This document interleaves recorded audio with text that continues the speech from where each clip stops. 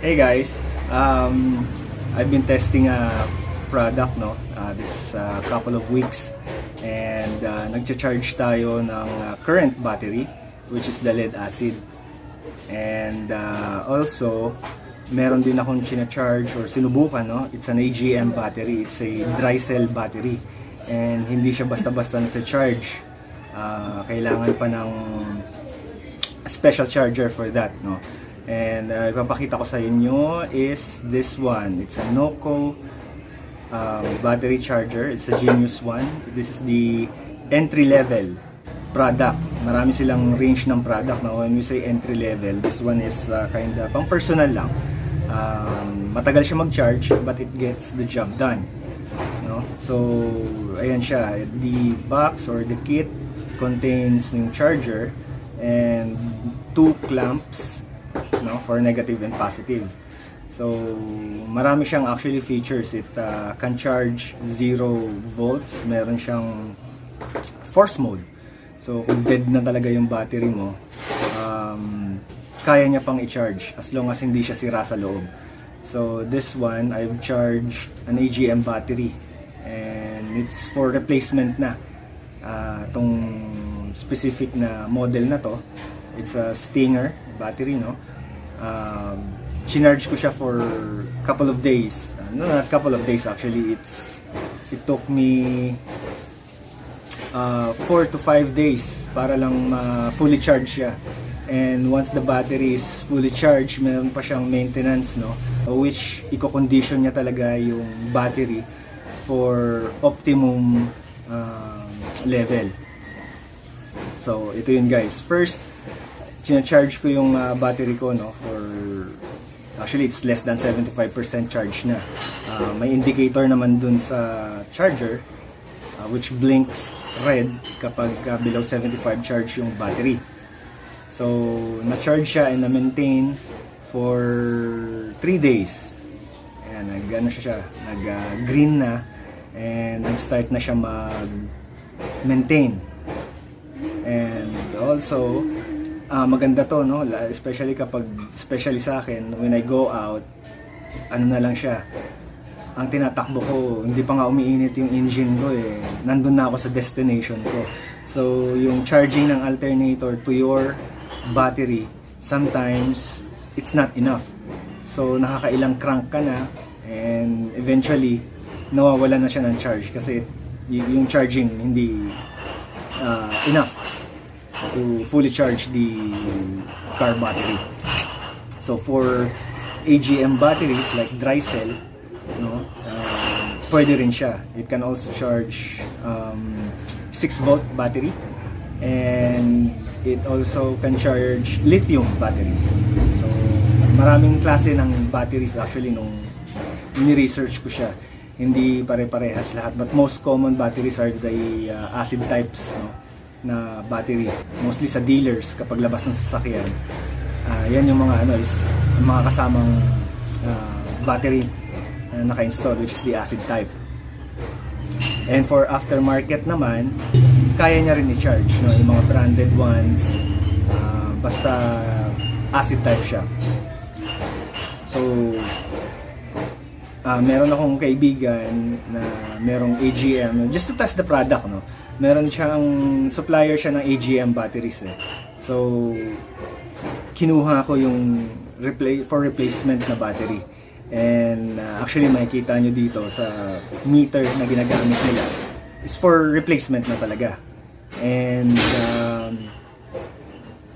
sinubukan kong i-charge siya, and actually after 3 days hindi pa rin siya umaabot sa 75%. Actually, it's iniisip ko na hindi siya ganun ka-effective.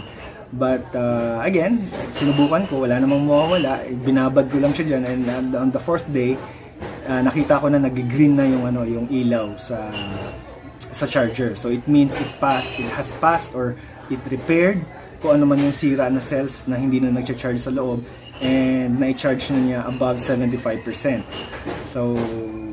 So it's good, So it would actually, this product will be available sa PnoiCstmz soon. Ilalabas din natin yan.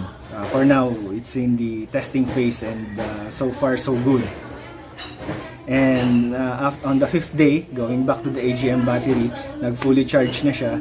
And hindi ko na siya binabad ulit for the maintenance. So I went back to my friend para i-check namin yung battery na AGM, which is the dry cell, and lumabas, it's usable na siya and it's able to crank engine, no, para ma-start na siya, and pwede na siyang magamit ulit on a daily basis. So very effective yung product na to, and it came from US. In order ko siya, actually this entry level 1 amp charge lang siya, so parang trickle charge lang.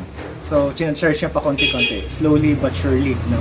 So but dun sa product line na niya, meron siyang mas matataas na specs, which is 2 amps in charge, meron 5 amps, meron yung pinaka mabilis, which is 10 amps. Ayan yung sum of the product line na meron si NOCO.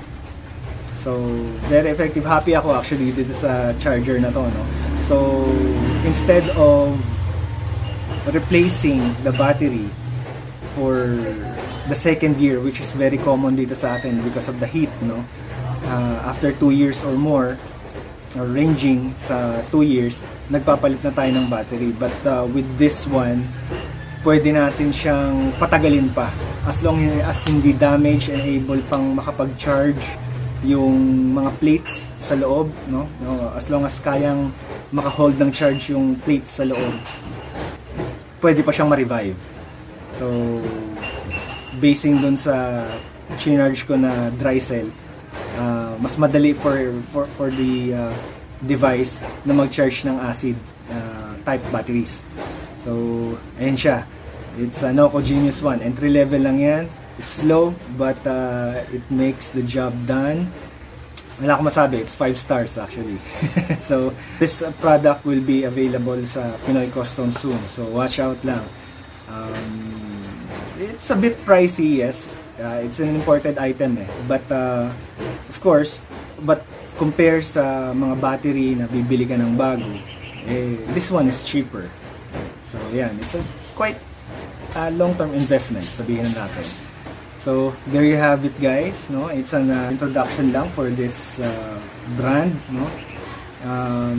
Marami nagsasabi kasi hindi naman kailangan itong ganitong items. Well, actually for me, kapag hindi ka masyadong lumalabas, nagkakaroon din minsan yung ng parasitic drain yung battery natin, no, na hindi natin nalalaman na discharge siya.